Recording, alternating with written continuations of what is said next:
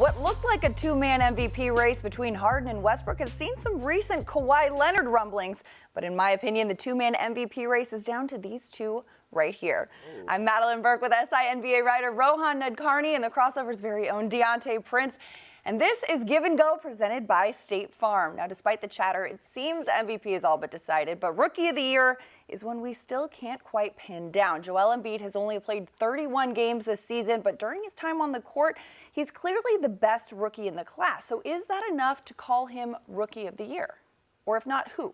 I don't think so. I don't think Embiid can get it. He just hasn't played enough. I mean, I don't know what the threshold is, but I'm going to just pick one randomly right now.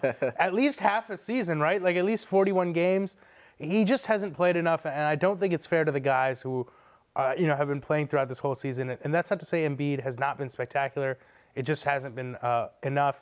I'm going to go with my guy, Rodney McGruder on the Heat. Why not? I honestly don't know who else I could go to. I mean, you could make a case for Dario Saric or Malcolm Brogdon, but at this point, it's all the same to me. You know, McGruder is just a classic Heat guy, undrafted. So he's my pick.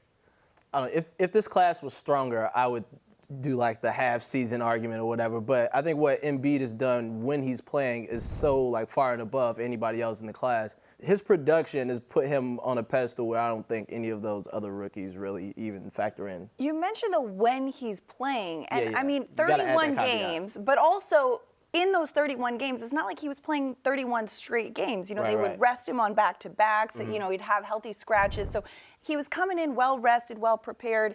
I mean, does that affect it a little bit?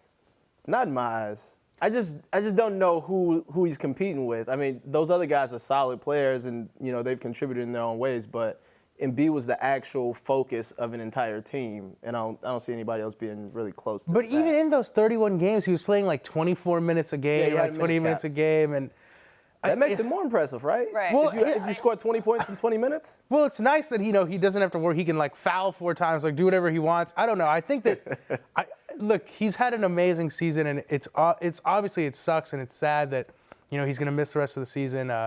It's so much fun to watch him play when he's healthy. I just think that you're doing a little bit of disservice to some of these other guys who are playing night in and night out.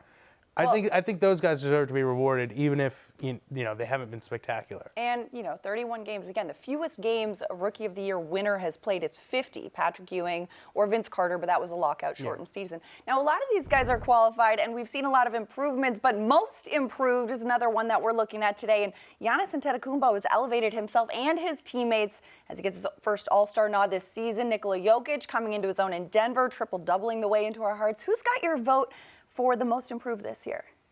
It's neither of those guys. It's Dion Waiters, obviously. Come on. Where's the screen team today, though? Where's the team? I'm first of all, I'm being professional, so I didn't wear my Dion Waiters shirt today. For what? But I am picking Dion Waiters for most improved player. Yes. Yes, I'm actually picking Dion Waiters.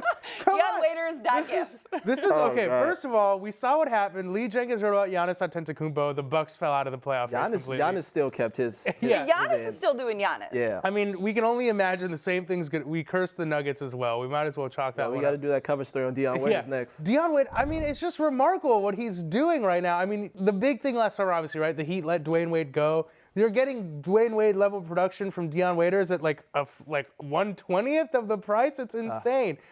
You see his shot he hit against the Cavs the other day from the logo, the dagger. I mean, why would you not want to give him the award? I don't think there's a competition. Look at you. Was Giannis not already great? Like what is going on? Giannis is great, but Giannis is an all-star now. He's an all-star. He's next level. MVP he improved across like 5 categories. Slightly biased right there. Yeah, Giannis is an all-star now. He improved every number across like 5 categories. He's still dunking from the 3-point line. Yeah. I just don't. And I mean, he's perfectly fit into that system, and he's elevated the people around him too, which I think is another thing about most improved if players. the Jabari doesn't go down, they're probably still in the playoff hunt. Exactly. I see Giannis as someone who, in all seriousness, is having a very good year last year, and obviously he's improved, right? Like he's turned into an all-star. He's taking his game to another level, but I think what he's doing doesn't surprise me as much as what something like what Dion is doing, and that to me is kind of the spirit of the most improved player award is. there's something to be said for what he really has done so far this But season. you mentioned, that people expected Giannis to live up to that hype. I mean, those expectations can be a little bit tough for some people, too. If somebody expects you to perform and you don't, it's almost worse. And in the past, most improved has sort of been not a plateau thing, but like something where you see guys on the way up, like Paul George winning most improved before he becomes an all-star. I think Giannis is sort of in that same vein. I honestly love that you made a serious Deion Waiters argument, though. We should really rename that award instead of most improved, most Rohan impressed right there, you know? I mean, clearly that's the standard we've got here. All right, well, thanks as always to Rohan and DeAntae. Continue to check out the crossover on si.com/NBA for all the latest on and off the court this season.